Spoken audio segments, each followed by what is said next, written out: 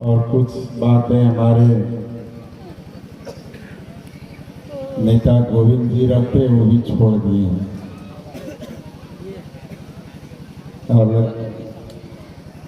है ना, बहुत सारे वक्त पीछे अंतिम में बोलने वाले के लिए बड़ा आसान होता है कि सब बात पहले वक्ता लोग बोल चुके रहते हैं, तो अंतिम में बोलने वाले के लिए बात बचा ही क्या रहता है।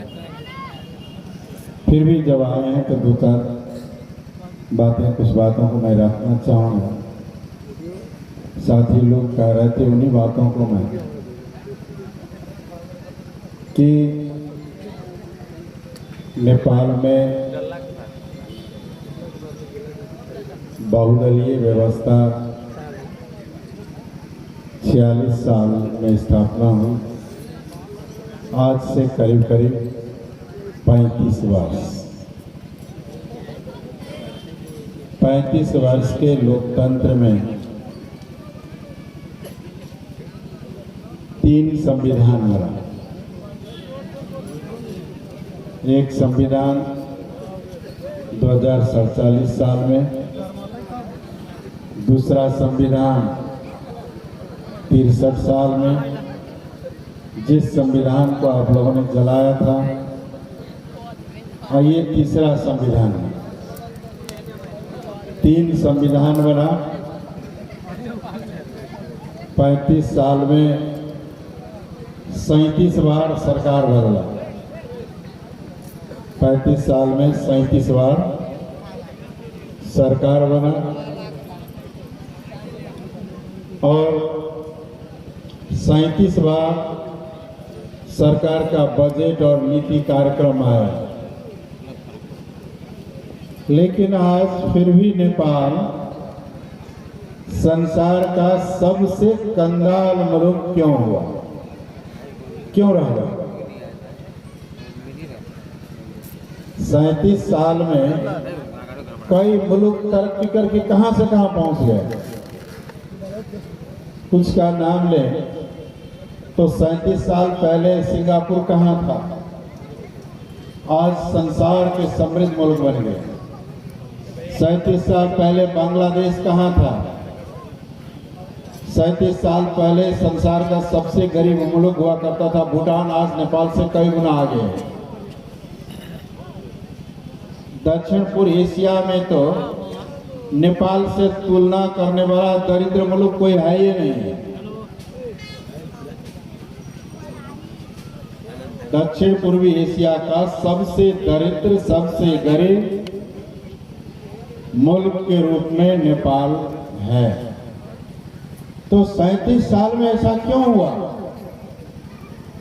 इसका जिम्मेवार कौन है? पहले तो राजा था जिम्मेवार, राजा तो चला गया।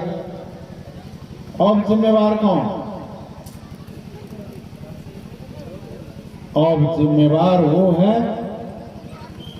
जिसने 37 साल से सरकार संभाला, 3 संविधान बनाया, कानून बनाया, बजट बनाया, लूट के खाया। वही जिम्मेवार। वो कौन है? 2 भाई है, मेन 2 भाई।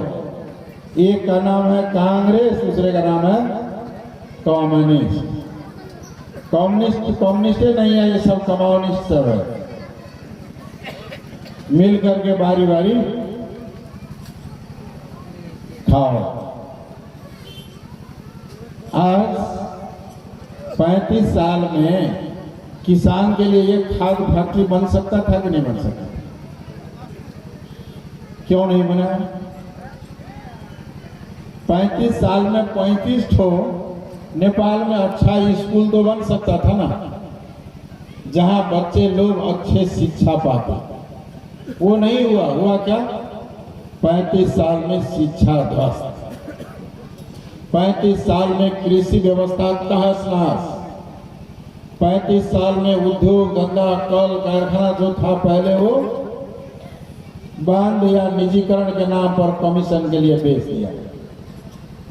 और आज देश का अर्थतंत्र तहस नहस हो गया। यही नौबत रही तो कुछ महीनों के बाद कर्मचारियों को तलब भी मिलने की संभावना नहीं है। किसान की समस्याएं और बढ़ गई है। मजदूरों की समस्या, सबसे बड़ी समस्या जो शिक्षित युवा लोग हैं, गरीब लोग हैं, उनको यहाँ कोई काम नहीं, रोजी रोटी नहीं, और उन्हें बाहर विदेश जाना पड़ रहा है। 35 साल पहले वैदेशिक रोजगार में 340 आदमी गया था। आज 70,000 लोग मलेशिया और सऊदी अरब, कतार लगाए कई मुल्कों में भटक रहा है, और यहाँ का उद्योग धंधा चौपट। इसलिए लोकतंत्र आया है। लोकतंत्र, गणतंत्र इसलिए नहीं आया है कि देश को कंगाल बनाओ और लूट के खाओ। कागज धो लिए। तो 35 साल में देश की अर्थव्यवस्था को सुधारने में, शिक्षा को सुधार करने में, कृषि को सुधार करने में, देश का उद्योग धंधा को आगे बढ़ाने में, गरीबी और बेरोजगारी की समस्याओं को हल करने में कांग्रेस और कम्युनिस्ट सरकार पूरी तरह असफल ही नहीं हुआ है, निकम्मा साबित हुआ। निकम्मा, इससे बनने वाला देश नहीं है। कुछ विकास किया है, क्या किया है? भ्रष्टाचार, कमीशन तंत्र, बिचौलिया, ये सब का बल बोल वाला हुआ है और देश बर्बाद हुआ। वो जंगल का सड़क बन गया, और जहां गाड़ियां भी नहीं चलती, बहुत कम आवक जावक इसको फायदा है, लेकिन ये सड़क नहीं है, क्योंकि वो लोग जानते हैं कि मधेश का हुला की सड़क बनेगा तो मधेशियों का तरक्की होगा। तो ये धारणा रहेगा कि विकास कैसे होगा।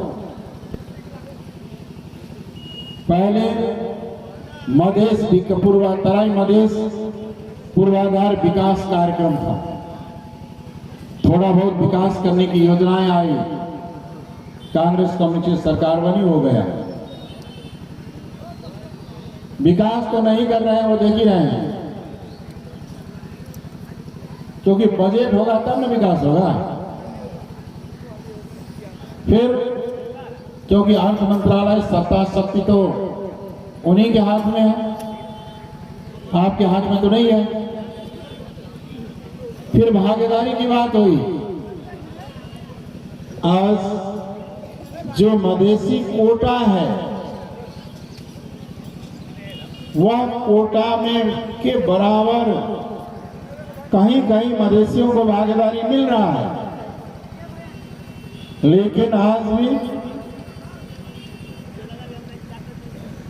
उच्च ओहदा में देखेंगे तो मधेसियों का नामो निशान नहीं। देश के ब्यूरोक्रेसी में, देश की इतनी बड़ी जनसंख्या मधेसियों का आज भी 2.2-2.5% मात्र भागीदारी है। देश की आधी आबादी का 2.5% भागीदारी है। आज एक समुदाय का, एक वर्ग का सिर्फ, जिसकी बहुत कम जनसंख्या है, उसका 64% भागीदारी है। ये क्या तमाशा है? राजनीतिक प्रतिनिधित्व में, लोकतंत्र में जनसंख्या के आधार में प्रतिनिधित्व होता है। जनसंख्या के आधार में प्रतिनिधि होता है, यही ना लोकतंत्र है।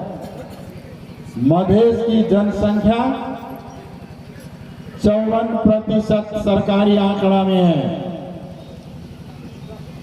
तो भागीदारी 54% मधेश का होना चाहिए। जनसंख्या के आधार पे भागीदारी होना ही चाहिए। अब आप कांग्रेस और कम्युनिस्टों से पूछिए, क्या हमारी जनसंख्या के आधार पर भागीदारी होगा?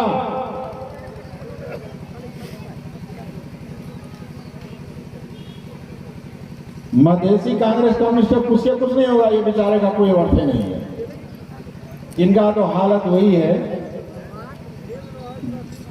ना, जैसे वो मदारी होता है ना, वो बंदर को नचाता है, जिधर नचाएगा उधरे नाचे। मदारिये से पूछिए, क्या मधेसियों को बराबर का हक है कि नहीं है? बराबर जनसंख्या जितना है उतना प्रति दोगे कि नहीं दोगे?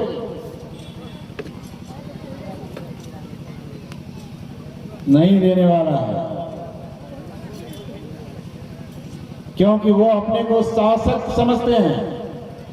हमें आपको शासित समझता है, दास समझता है। दास की बराबरी और मालिक की बराबरी नहीं होने देंगे। और एक सवाल आपने स्थानीय चुनाव में भी सुना होगा, फलानो पालिका वाला 85 मत लाई अध्यक्ष निर्वाचित, प्रमुख निर्वाचित 80-85 वोट। और यहाँ 10,000, 20,000, 15,000। ये क्यों? मधे हम लोग कहते हैं कि मधेसी और गैर मधेसी दोनों बराबर का नागरिक है कि फर्क है? दोनों का नागरिकता एक ही है कि अलग अलग है? तो रुके ना। मधेसियों का और गैर मधेसियों का नागरिकता एक ही है कि अलग अलग है? दोनों एक ही नागरिक है कि अलग अलग है? अगर एक ही नागरिक है, एक ही देश की नागरिक है, तो मधेश की अधिक जनसंख्या में कम प्रतिनिधित्व क्यों?